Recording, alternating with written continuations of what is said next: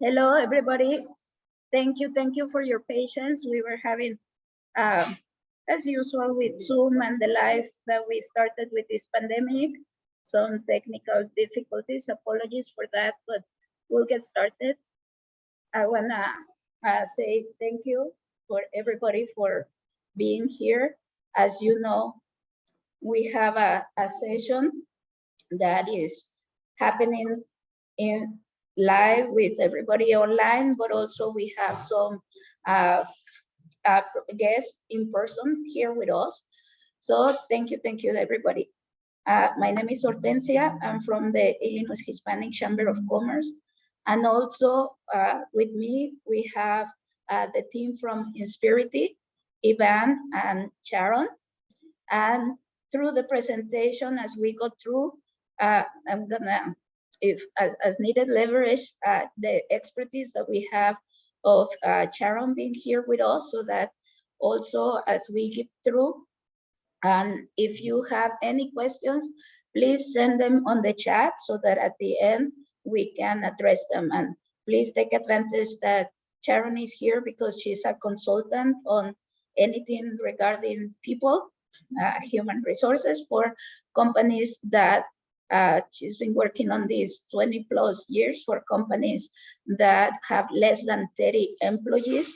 So please send us your questions, and at the end we'll have the connection also so that you can have it. So let's just get started. So thank you.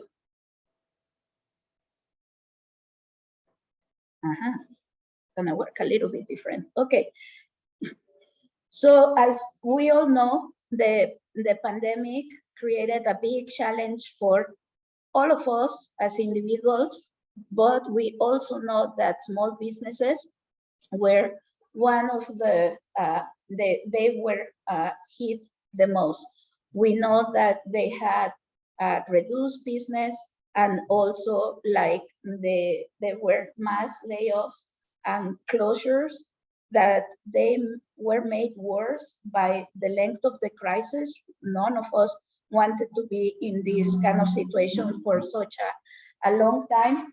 And also because the businesses, the small businesses, for example, those that on average make $10,000 or more dollars a year in revenue, they were not prepared for this. In cash flow, they could only handle about 2 weeks of closure.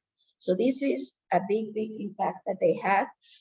Plus the help that was provided by the government, we know that it took time, and then not all the companies could apply, or they couldn't all qualify. So we know it's difficult.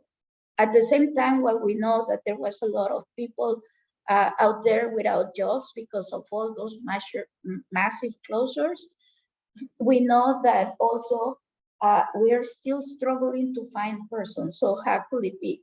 Like there are people there without jobs, but we cannot find them.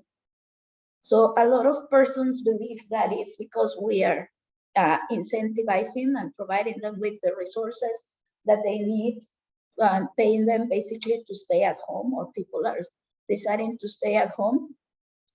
I think that this pandemic also, like, is not, like, we have to think, like, is it really a labor shortage, or is it that this pandemic has really shown that we were not prepared with the right healthcare system, with the caring support that for taking care of the children and for people as they got sick, and also with the wages, like what the persons require for them. So is it a labor shortage, or is it a healthcare care and wages shortage?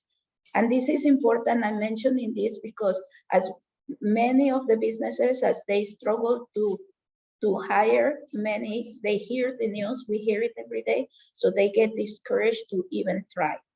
Or they say, no, this person doesn't want to even be here. And so we start putting ourselves into sort of a negative mindset, or perhaps have some preconceived ideas about our potential employees. So the idea is to like clear our mind and let's be positive and let's tackle this. We can do it.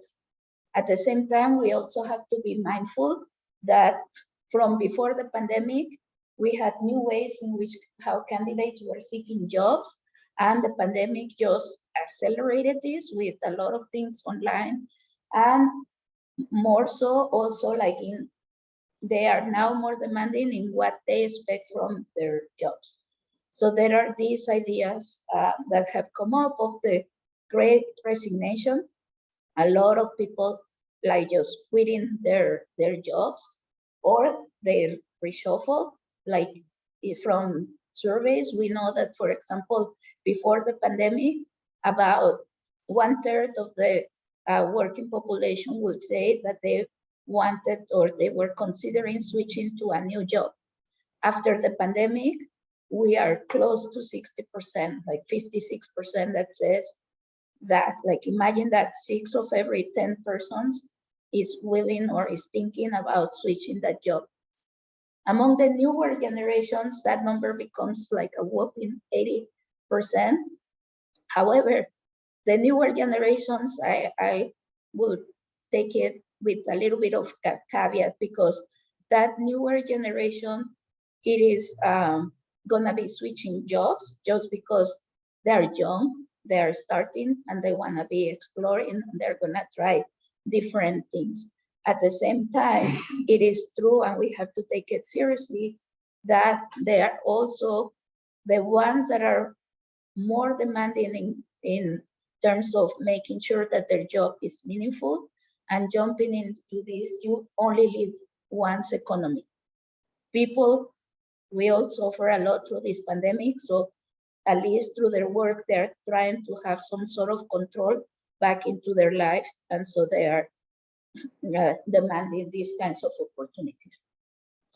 Now, one of the things is like, yes, it's difficult, and two, we know that a lot of the small businesses do not always want to hire, or they believe that they cannot hire. So about 60% of the small businesses of less than 500 employees, like about 60 of them, they have less than 5 employees. And they don't think that it's they can hire. So to hire or not to hire, that's the question, and that's the question for today. So when do we know that we should do it? Well, it's all about balance. The time that you're putting into your business versus your work life, because ourselves, we don't want to get burned out.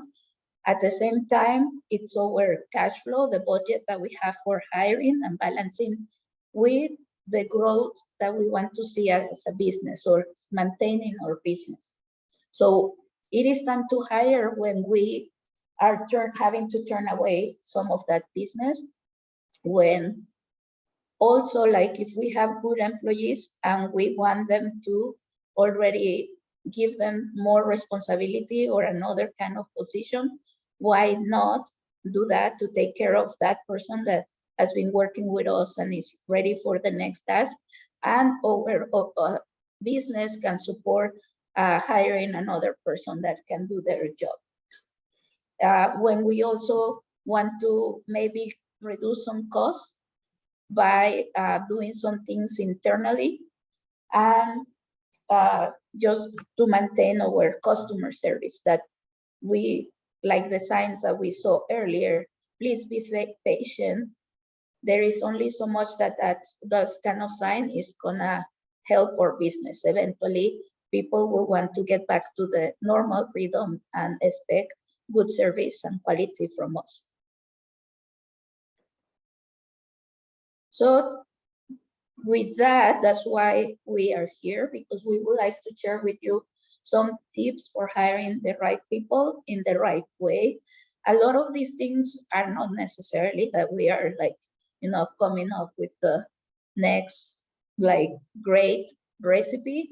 Like some of these things you already know, but it's a good reminder to keep in mind so that we can do this.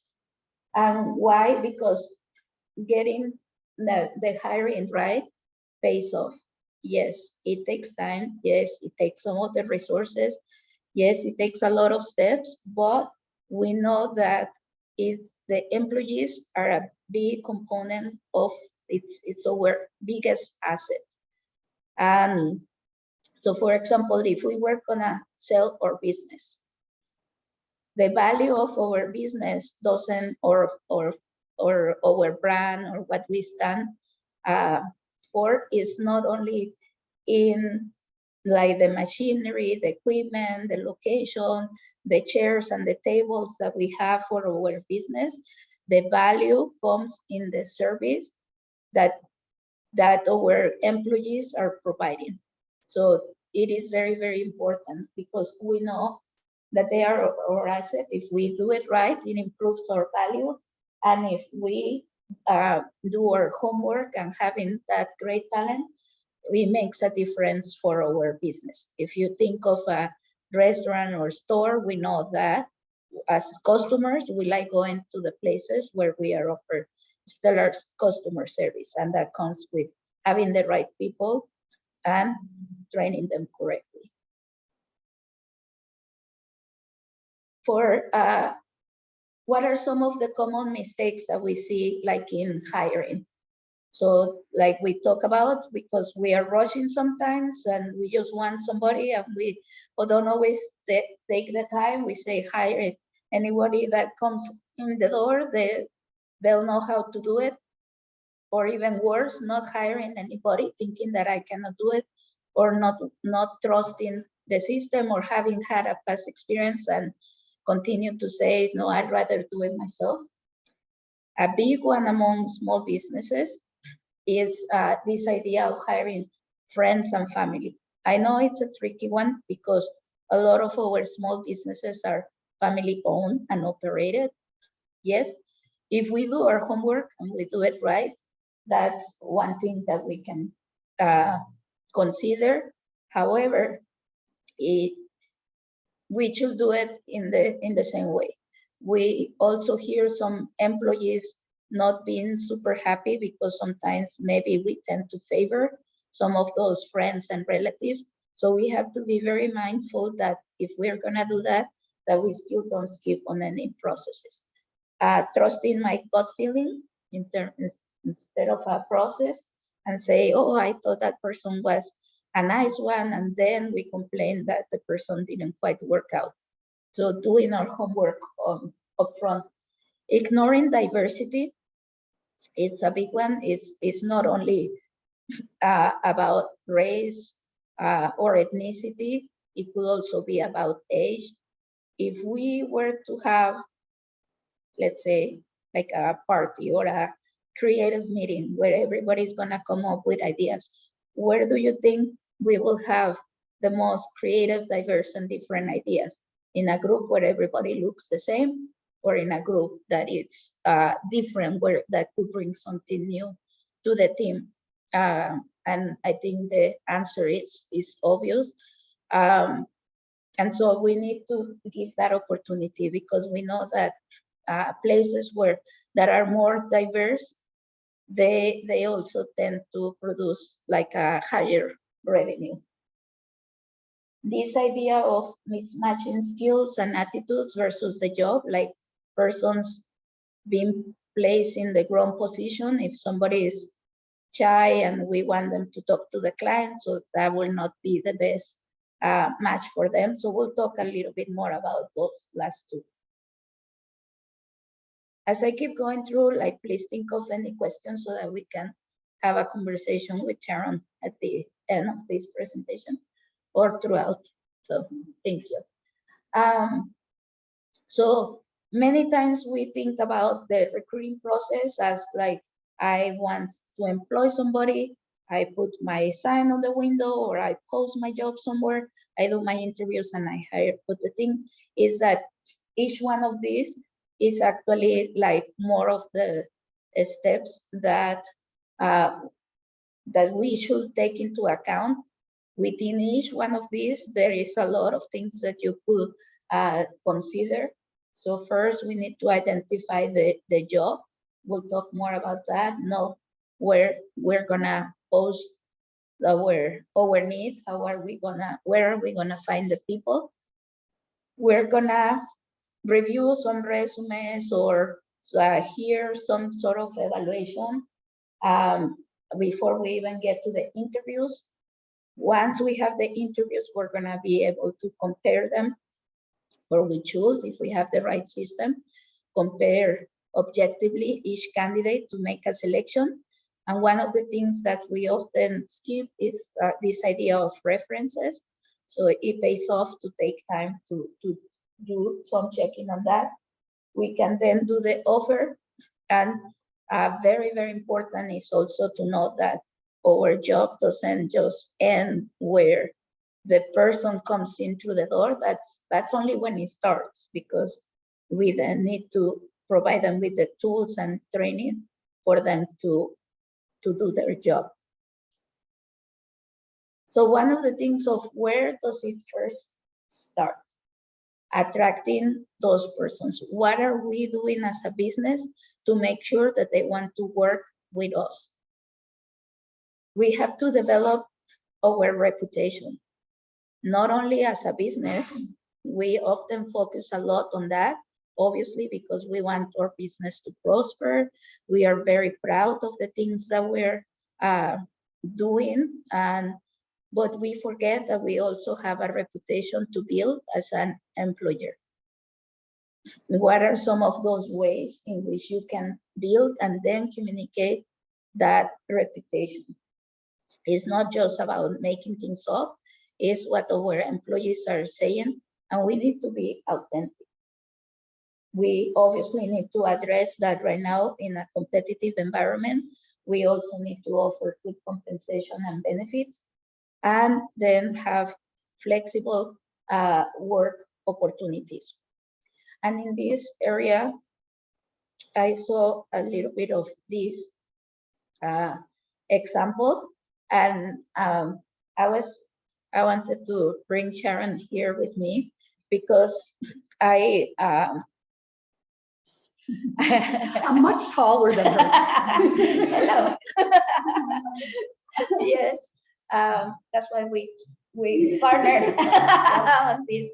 And so one of the things that I was sharing with her is that many of the small businesses do not always have the resources. How do we balance, like in this example, and sorry, it's in Spanish, but it's a common sign that we see, that somebody is requesting a cashier for working 2 days in the afternoon between 1 and 10.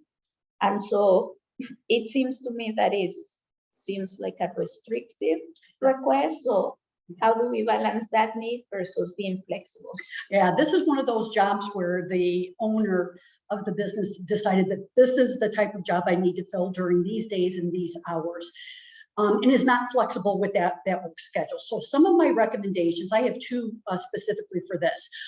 Here in the Chicagoland area, we have a lot of culinary schools with students who maybe have a flexible school schedule where they would be able to fill this position for the employer. The other recommendation is to offer have an interview blitz day or an open house. Feed them and they will come. So basically have the employees post on Facebook. We're doing an open house at the bakery today between 9 and 11. Bring your resume in, prepared to be interviewed. Little minimal cost. Maybe they can feed them something, a cupcake or a cookie, or maybe even increase their sales for the day with the people walking in. Thank you. You're welcome. And again, like, just keep your questions going, and as you think about your situation, think about this, because Sharon has a lot of experience that can share some other ideas with us. Thank you, Sharon. So, like, she started sharing some of these ideas of like, where do we start sourcing?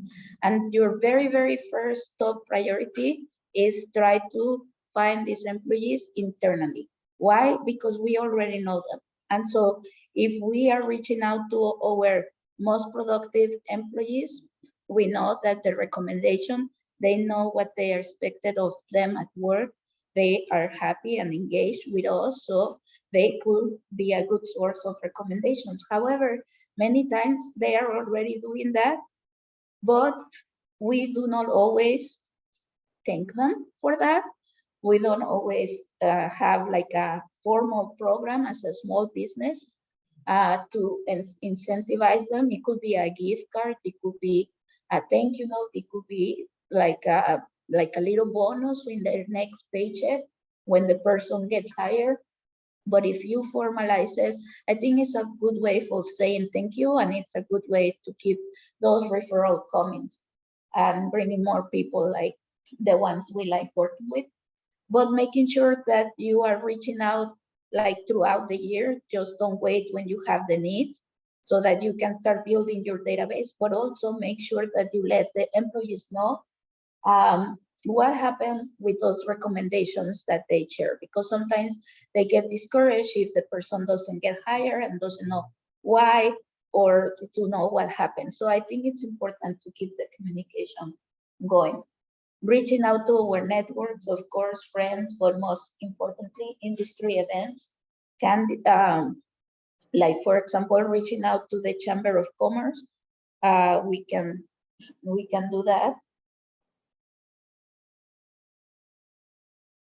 The idea here is to think outside the box, to be creative, and not just because we have always just posted the job on the window or in LinkedIn or things like that, that we continue doing the same. Like it is important that that we reach within our community, for example. We can consider that if you're gonna be doing employees, like I totally am in for the food, like Sharon was saying. So why not do the interviewing in a nearby local restaurant, for example, or in the farmers market, set a table, or in a grocery store, going reaching out to local community groups where maybe they can help you connect with other people. And not only you're spreading the word about the job needs that you have, but about your business, who you are as a business, who you are as an employer. And of course, reaching out to experts like Insperity, or considering hiring a recruiter, either full-time or part-time, using some sources like the social media, like Facebook and the no-cost jobs. And I know, Sharon, you were telling me a little bit more about your experience with Facebook. How do we handle that? Because sometimes we just think that we're gonna post it in our personal site, and that may not be the best thing. Absolutely. Facebook is probably the #1 social media site that we have now. And I don't know how many followers each of you have, but on average, most people have at least 250 followers or people that they're friends with on Facebook. So again, use your employees to post job opportunities on these boards. They're free of charge. Sometimes your community centers will be able to post jobs for you also. And you still also have Career Builder and Monster, some of the bigger job posting sites, but those are going to cost you some time and money to get your posting up there. And these sites, are free for you to use to get a larger exposure for your openings. Thank you. So one of the things that we also talk about is that, like, how do we start personalizing, being creative, and trying to be more persuasive with our job postings? So like, here are just some examples that I saw out there that, like, why don't we just show what working at the place maybe like, or personalizing? We're looking for you, sort of like Uncle Sam. I think that was different, but just give it a try, or appealing to their emotions, like these guys, they need you. So people that want to focus, like we talked about earlier, in this philosophy of you only live once and that you want your work to be meaningful. How are you contributing? And it doesn't have to be like a corporate job for it to be meaningful. We all have a way in which we contribute to the job place, and we can be feeling proud and in earning a paycheck. So we just need the respect from the employer to do that. And we like to meet you. Sometimes this may seem to us like it sounds cheesy, but it talks about what is the reputation that I want to build as an employer? What is the kind of environment that I want to continue building and respecting, and give it a try? Like, you know, be thoughtful, be mindful. So one of the first things is I want to touch on is on that idea of sharing a clear job description. Because very often I hear, especially with small businesses, the hiring happening with, have you had experience, for example, if we had a coffee shop, have you had experience working in a coffee shop? And we say, yes. Okay, can you work on this 2-3 days a week? Yes. I'm gonna pay you this much, do you agree? And we say yes, and it's like, okay, you're hired. And sometimes that's all we do. But then we complain that we had a bad experience, that the employee lied to us because they really didn't know how to do something, or they are skipping steps, or not knowing how to handle this. But how much is it the employee, and how much is it that we are not taking the time to share with them what is expected and how to train them? So we need to spend some time thinking about this. And I want to share with you an example of what I mean. Ourselves as customers, when we go into each one of those businesses, like Dunkin' Donuts, Starbucks, McDonald's, or a local coffee shop like La Fortuna in Hinsdale, we are going to have a different experience. We all have seen it.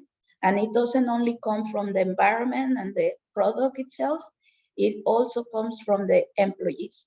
So how have these companies handled and managed this kind of situation? It takes a lot of work. So when we think about the example of the employee, have you worked in a coffee shop before? They say yes, because they maybe work at Dunkin' Donuts, or maybe they work at McDonald's. However, when they come and work for us, they are gonna come with that mindset and not with the one that you want for your business. So really, the job description is not only for the employee to know what is expected of them, but it's also for us to start doing some homework in terms of thinking, what am I looking for in an employee? How am I gonna train them? And how am I gonna build the environment that I want for my business?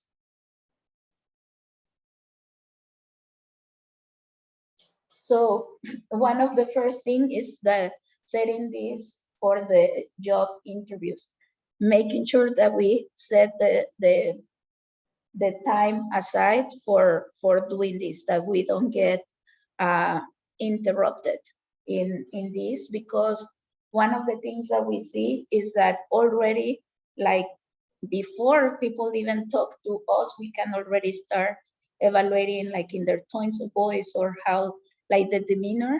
But that evaluation goes both ways. As we were saying, the employees are demanding from us, also showing that we are welcoming them into our space. And then so we have to be mindful of that how we are addressing them.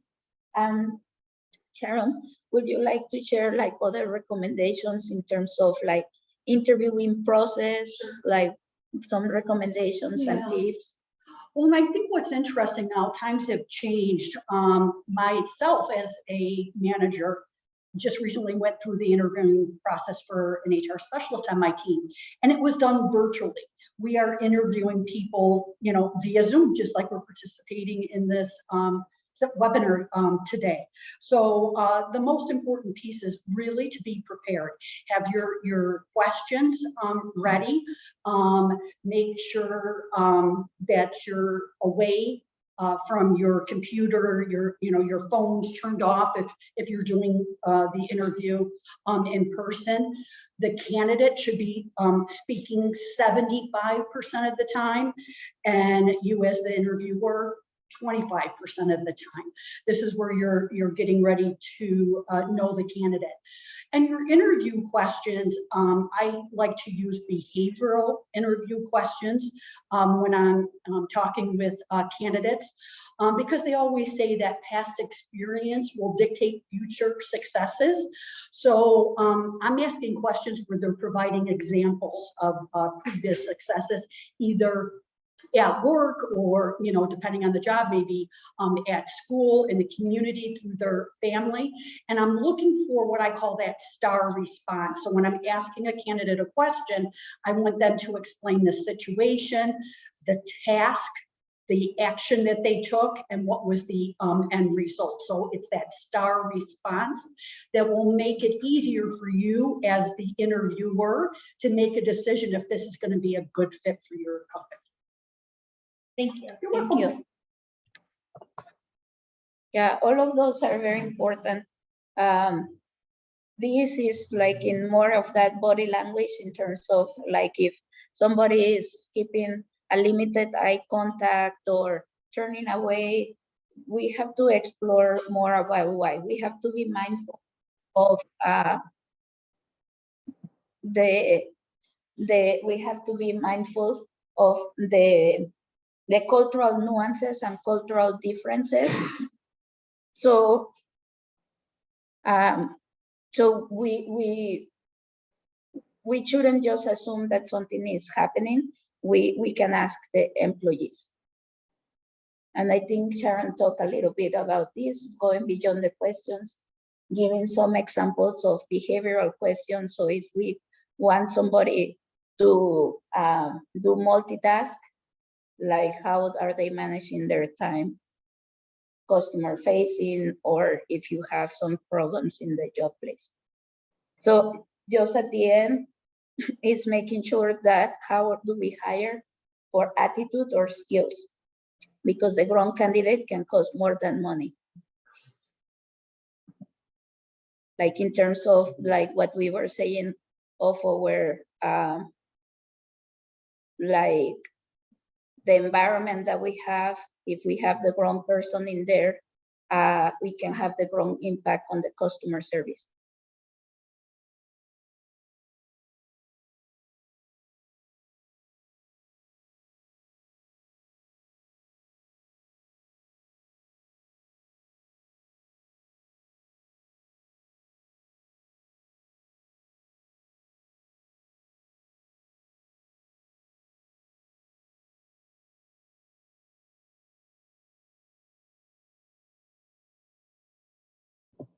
Okay, so we'll continue.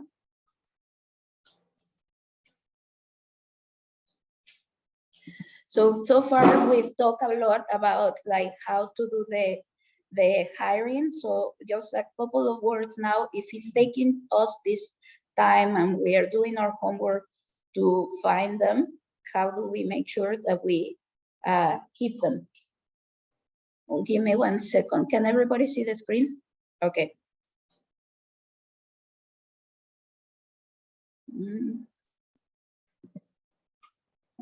Okay, so one of the things is like, why is it important that we pay attention when an employee leaves? Sometimes some people would say, it's a good thing that they left because they were not very productive anyway. Sometimes that may be the case, but no, at the end of the day, each one of those persons should be valuable. We should really care about our employees. It could represent a loss of business, which is our base. It's a higher operational cost. It takes a lot to do this hiring, postings, and interviewing and training time. So, and the other thing is that if we think of the coffee shop example, as we saw earlier, like we have also this brain drain, which means that each time an employee leaves, the knowledge goes with them. And so it will be very, very challenging for us to build that atmosphere that we want as a business if we are constantly having like a rotation. And so, Sharon, why do employees leave? This is our little thing that we did. It's, Yes. and it's employees and or job candidates are really savvy these days. You know, there's so many job opportunities. You're driving in your car and you see posters or signs everywhere. So the number one reason is for benefits, compensation, that work life balance. So a lot of times companies are offering retention bonuses, maybe spot bonuses if an employee has done an exceptional job, maybe with a client and or customer.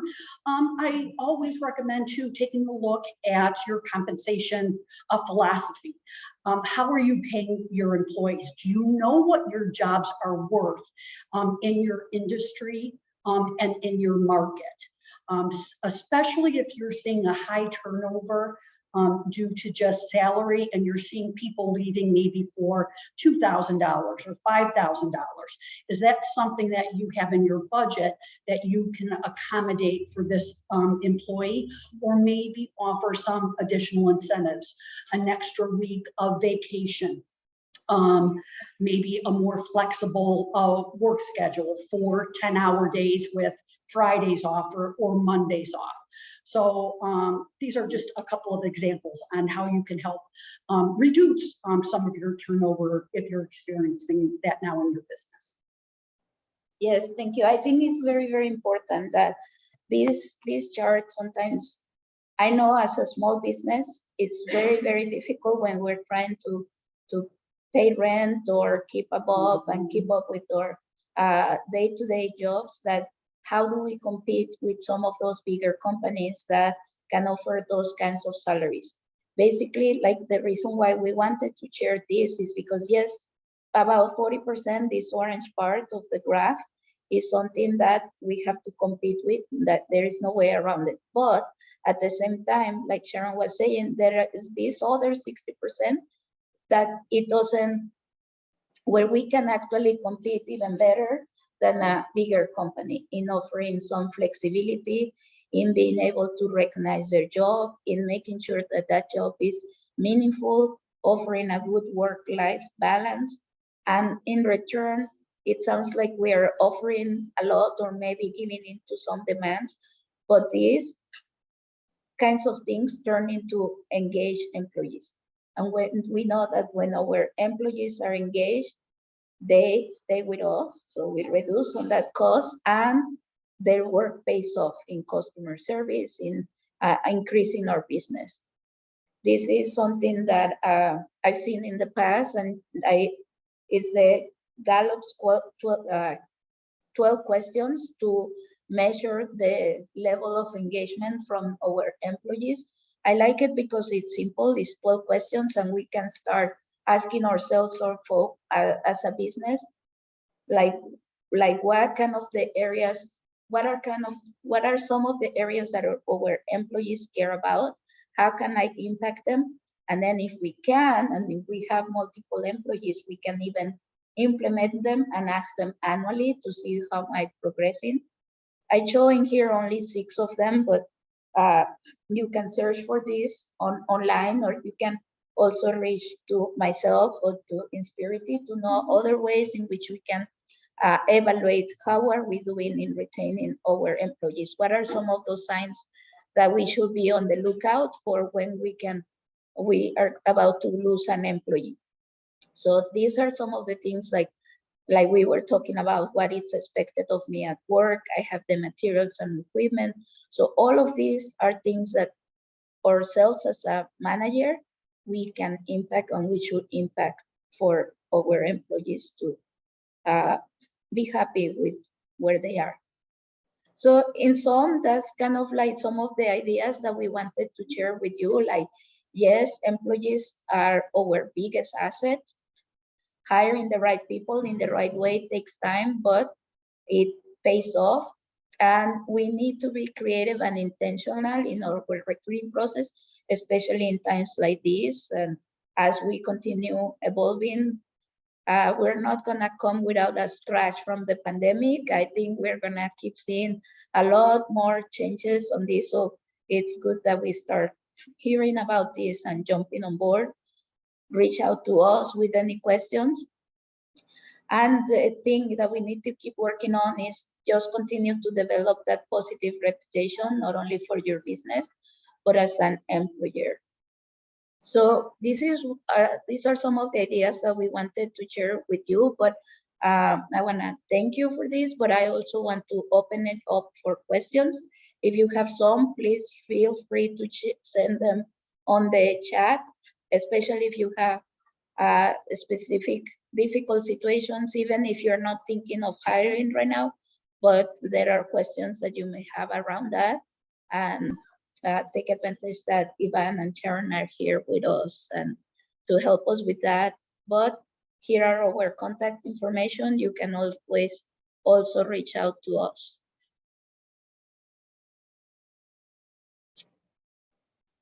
So I'll give it some minutes to see if anybody has some questions.